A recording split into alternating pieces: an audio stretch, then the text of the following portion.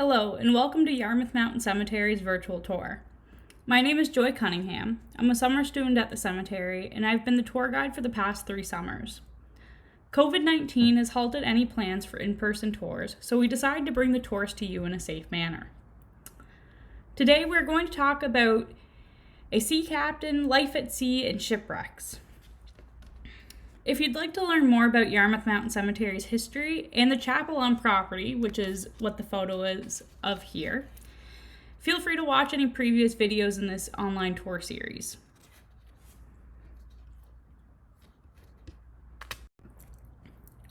The first person we are going to talk about is Lucy Ann Rogers Butler and her life at sea. Lucy was better known as Annie. She was born on March 24th, 1841. She was raised in a very religious household, which played a big role throughout her life. Annie was very well educated in comparison to her peers. In 1870, when she was 29 years old, she married John Kendrick Butler, who was a sea captain. Now, in 1870, her getting married at 29 was quite a hot topic, as she was considered very old to be getting married. Funny enough, today in Canada, the average age of marriage for a woman is 32. After Annie and John were married, they moved to Boston, Massachusetts. John captained the Daisy, a brigantine destined for South America. Annie agreed to join her husband on the voyage as a honeymoon of sorts. There is a popular belief that women are bad luck at sea, but despite this myth, many captains would bring their wives and even their children on voyages with them. Captains weren't supposed to be buddy-buddy with crew members, and the long voyages could be very isolating and lonely. Now, when Annie agreed to go to sea, I'm sure she did not expect her honeymoon voyage to last over 13 months. They got delayed due to yellow fever, which was rampant in South America at the time. 98 days into the voyage, she began journaling about her life at sea, being the only female aboard. Although she had her husband, she really missed having female companionship. When they would dock in various ports, she would occasionally get to spend time with the other captains' wives, which she greatly enjoyed, as told by her journal. And although she was at sea, Annie still had a plethora of things to do. She would bake and preserve food, do the washing, and clean the ship. She even recruited some of the men to help keep the ship clean. On one occasion, she wrote about having one of the crew members take everything out of her cabin so she could clean it, and then she wrote about having him help her with the washing. As incentive to get the men to help keep the ship clean, she would give them a Bible, she would pray for them, and tend to them if they got sick.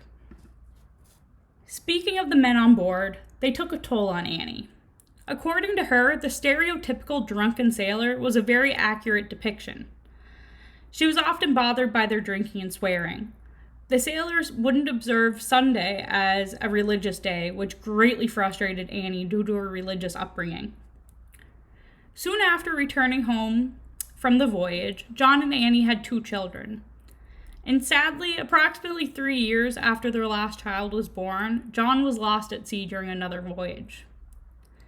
After Annie lost her husband, she returned to Yarmouth to have the support of her and John's family. She remained close with his parents, tending to them until they passed away. Upon her return to Yarmouth, she needed to financially support herself, so she founded a school where she would teach for a fee of 25 cents a week per child. In search of a more stable form of employment, in 1891, Annie moved to Halifax and worked at the Protestant Orphans' Home, which had been established to provide orphans and destitute children of both sexes with a comfortable home, educational facilities, and religious instruction during their time of residence in the institution. She also belonged to a group of paid females whose responsibilities were to provide working women and their children with charitable programs and assistance. Annie is said to be a founding person for what would later become the profession of social work. This job suited Annie well, as many have said she was a social justice advocate for her entire life. Annie retired in 1900 and remained in Halifax until her death, January 15, 1906. Up next is a shipwreck. The Hestia. The Hestia was a larger vessel with a tonnage of approximately 2,500. It was owned by the Donaldson Line, which was based out of Glasgow, Scotland. It was in the early hours of October 25th, 1909, aboard the Hestia, that a man named William McCandless was keeping watch. It was incredibly dark out, and the seas were very rough. It was in the darkness that he thought he could see the outline of an unlit schooner. Unfortunately, it was not an unlit schooner, but instead Old Proprietor Ledge, southeast of Grand Manan. They crashed into the ledge at 1:10 a.m. They spent hours aboard the ship before taking to the lifeboats. Initially, 11 people got into the smaller of the two lifeboats. But the small lifeboat was no match for the strong seas, and no sooner did a big wave come and dump its passengers into the sea.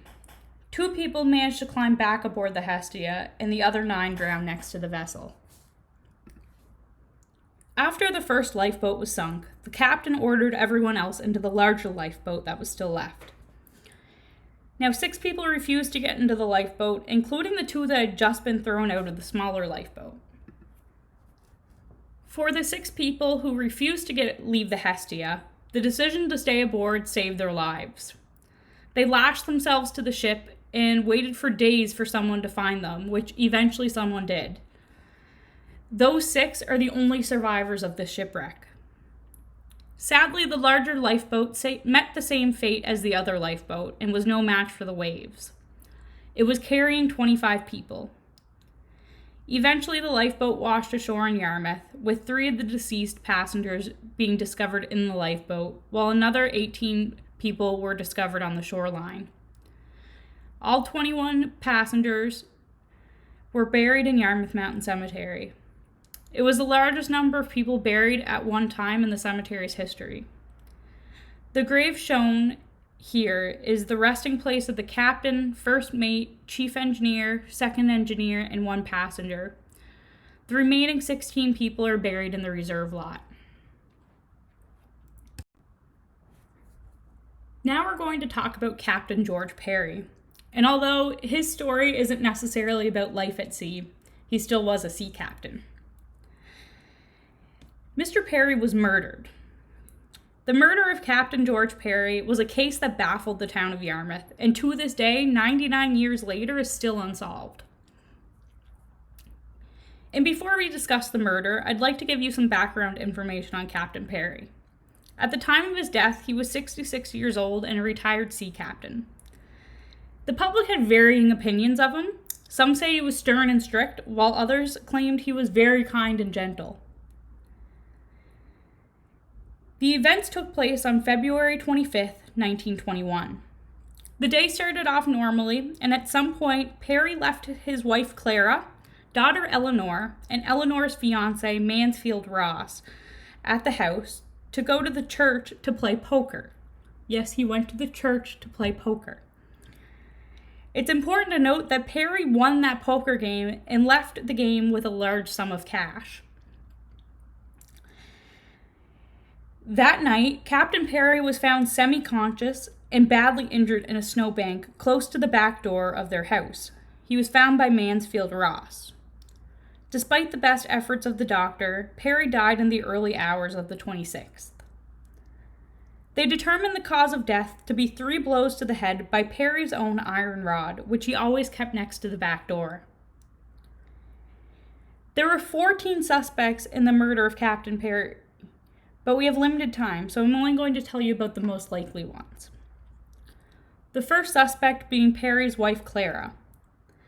They were known throughout town to have an unhappy marriage, and it was rumored that they were both having affairs.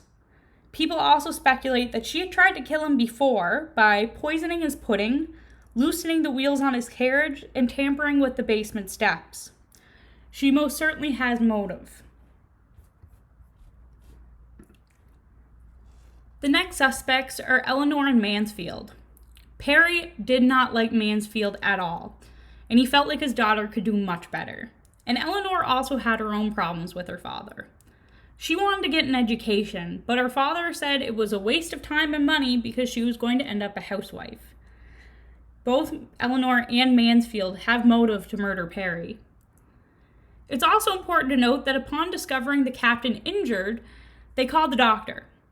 The doctor took over an hour to arrive due to a snowstorm that had just blown in.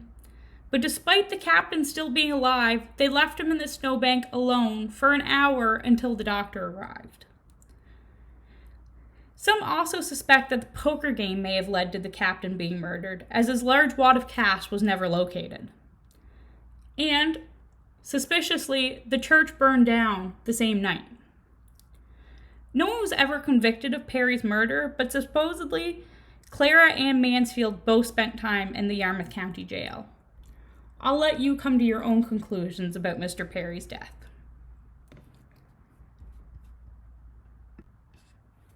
Next is the tragic story of Malcolm Cann. Malcolm was born on April 20th, 1895 in Yarmouth. When he was only 14 years old, he wrote the entrance exam for the brand new Royal Navy College of Canada. In 1911, at 15 years of age, he joined 19 other cadets at the school.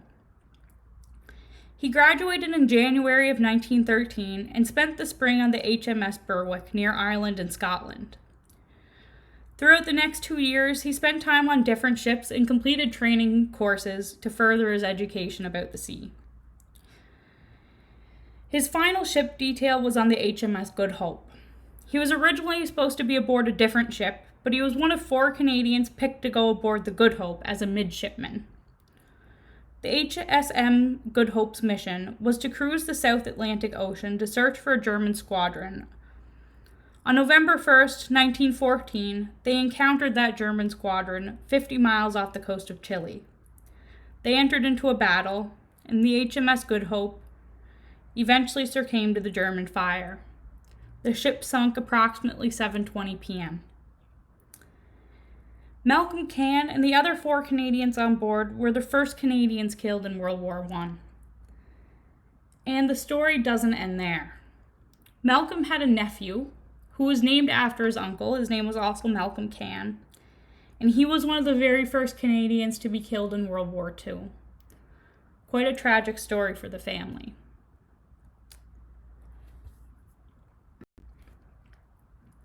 Finally, we're going to talk about the City of Monticello, which was owned by the Yarmouth Steamship Company and at one point was owned by the notable Lorne Ellis Baker.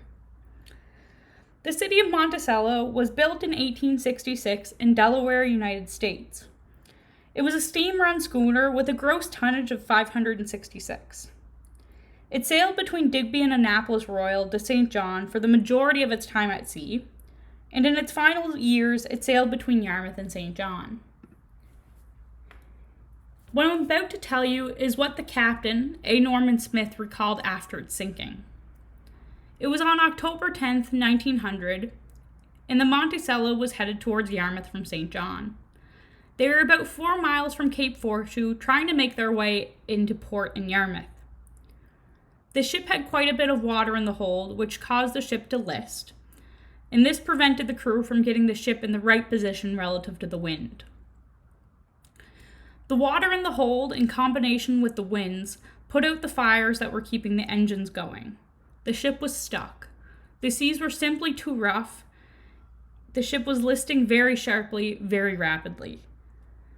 The crew and passengers had no other choice than to take to the lifeboats. There were a total of 3 lifeboats, and sadly only one made it to shore.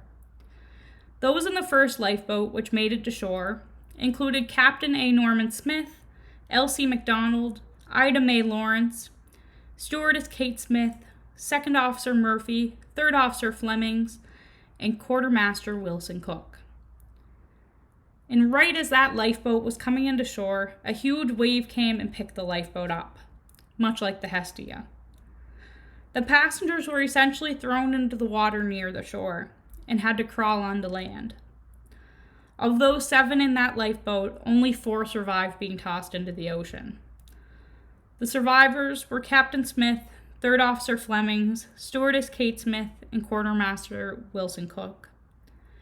The stone shown here is of Nathan Hopkins, and he was one of the people who didn't make it to shore. He was in another one of the 2 lifeboats. In fact, the captain speculated that the other 2 lifeboats were too close to the Monticello when it rolled over and broke in 2, and they got sucked under with it. The 4 survivors ran to a nearby house to call for help. By the time they made it to the dock, a huge crowd had gathered, having heard the news of the Monticello sinking, which is when the captain told the crowd of the tragedy that had just occurred. In total, 31 lives were lost.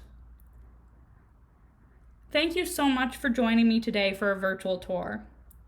If you'd like more information about Yarmouth Mountain Cemetery, please visit our website and feel free to watch other videos in this online tour series.